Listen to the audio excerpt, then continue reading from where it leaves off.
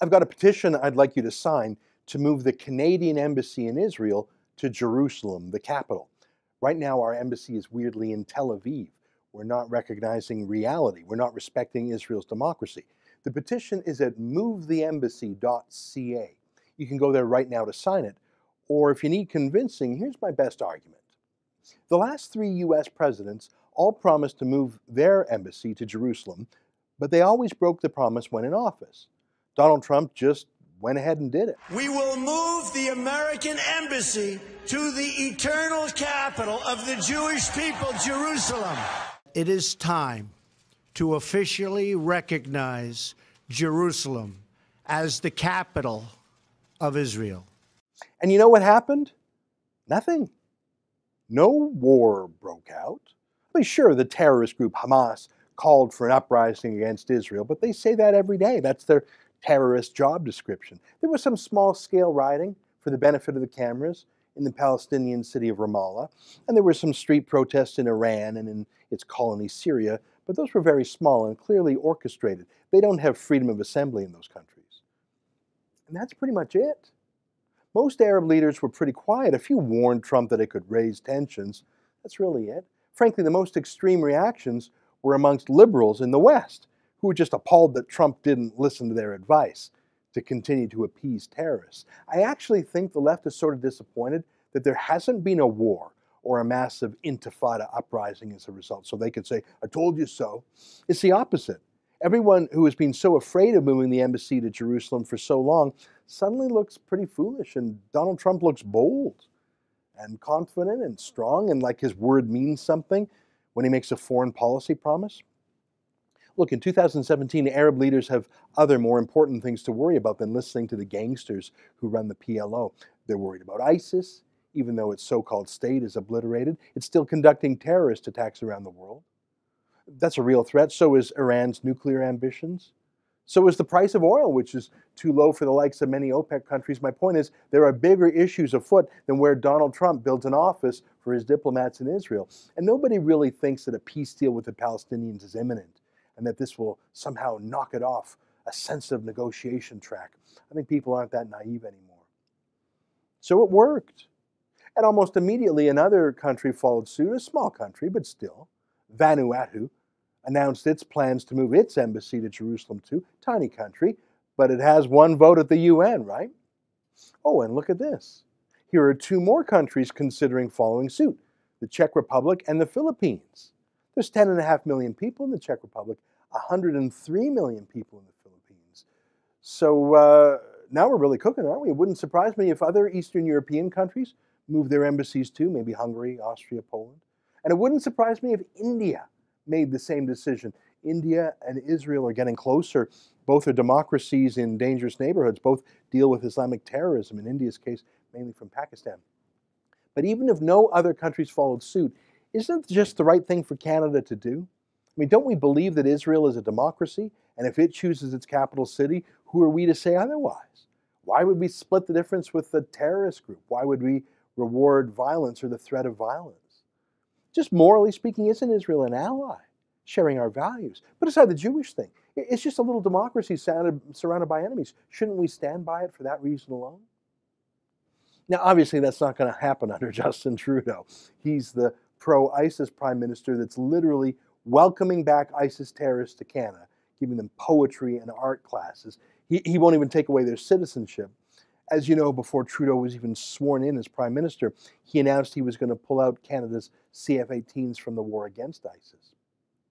And you probably know Trudeau's parliamentary secretary for foreign affairs and consular duties is Omar Al-Jabra, who used to be the president of the Canadian Arab Federation. They are an extremist group that actually called for the legalization of terrorists like Hamas and Hezbollah. He hates Israel. He literally called for boycotts of Israel. He delegitimizes Israel as a country, and he's Trudeau's right-hand man when it comes to getting out the Muslim vote. So yeah, no, Canada is not going to follow Trump's footsteps. I mean, Trudeau wouldn't follow Trump's footsteps on anything. He viscerally hates the man, but on Israel, never. Okay, fine, but what about the conservative leader, Andrew Scheer? Scheer says he supports Israel, and I think he does. His caucus does. Most of them served under Stephen Harper, who was probably the most pro-Israel leader in the world. Harper merely reflected Canadian values, though. We support democracies, we don't split the difference with terrorists, we don't accept anti-Semitism, even if it calls itself something else like anti-Zionism. Harper was great. So what's up with the party of Harper? The party of pro-Israel? Where are they? Well, here's a troubling headline in the National Post. Conservatives won't say whether or not Jerusalem should be recognized as Israel's capital. And let me read some more. While the U.S. decision is currently driving the conversation, Aaron O'Toole said he wants to take a more thoughtful approach. And Aaron O'Toole is the foreign affairs critic for the Conservatives. A more thoughtful approach? Is it thoughtless to move an embassy to a capital city? Is there a lot more thinking that you need to do about this? How much time do you need to think about it? Because Israel's capital city has always been Jerusalem since ancient times. And also since its founding as a modern state in 1948. That's almost 70 years ago. So what's really going on here? And who is making this decision?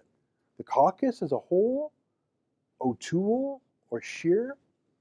I think it's a good idea to involve the caucus and for the foreign affairs critic to have input. But at the end of the day, the leader needs to lead. What will Andrew Scheer's decision be? I think I know. I think he will be risk averse. He's not really used to tough political fights. For a decade, he was the Speaker of the House of Commons, a nonpartisan friend to all. He doesn't like fighting against the media. He's like the cowardly lion from The Wizard of Oz who needs courage. So right now, he's not saying he would move the embassy. He's not saying he wouldn't. In fact, he's not saying anything. He's bravely letting Aaron O'Toole do the talking. So in other words, Andrew Scheer is not going to move the embassy. How do you feel about that? I mean, if the guy won't make tough decisions now in opposition, how could he possibly make those tough decisions if he becomes Prime Minister? I was thinking, let's get a petition together to press Justin Trudeau to support moving our embassy to Jerusalem, but that's clearly a waste of time. Trudeau doesn't like Israel much, and whatever he feels about Israel is surely eclipsed by his political alliance with Islam. But what if we had a petition asking Conservatives to press Andrew Scheer to adopt the policy of moving the embassy to Israel? I think Scheer needs a push. He needs to be reminded of what the party thinks. Remember, he was hardly a popular or even a well-known candidate to win the Conservative leadership. On the first ballot, he didn't even get 22% of the vote. It took him 13 rounds of voting to gradually inch his way to first place. He won the thing 51-49. Landslide Andrew. He's already reversed some of his campaign promises on global warming, on free speech on universities. He's silent on open borders, about Islamification. I think he's a bit of a cowardly lion, but I don't think that's the nature of Conservatives in Canada. What do you think?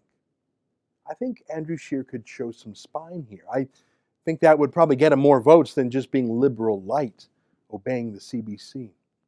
If you agree with me, please sign our petition at movetheembassy.ca. It's a simple petition. It just says the Conservative Party should declare that it will move Canada's embassy to the capital city of Israel, Jerusalem.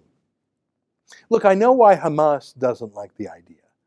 I know why Justin Trudeau doesn't like the idea. But what's Andrew Scheer's excuse? Visit movetheembassy.ca and we will deliver the petition to Andrew Scheer's office before Christmas.